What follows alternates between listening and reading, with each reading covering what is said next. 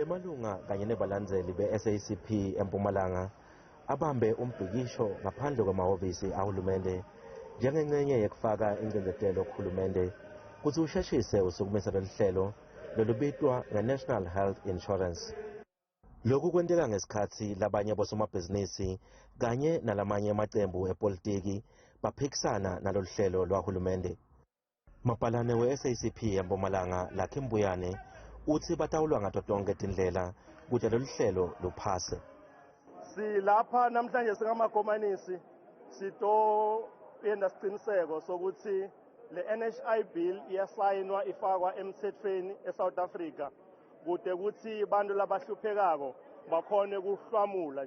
Mbuyane ukhole watehlela kulabo labathi hulumende akamange ende lokwanele kutfola luvo lwebantu.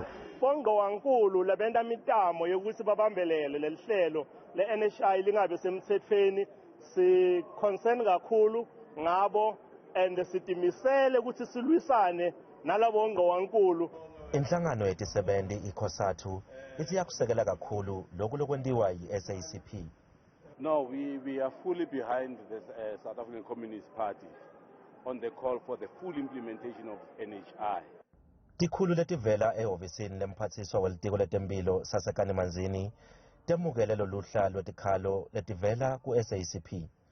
Etindzabeni tetfu ku-Channel 163 lotiletselwa i-Newsroom Africa, ngingumweli Masilela, eMbombela, eMpumalanga.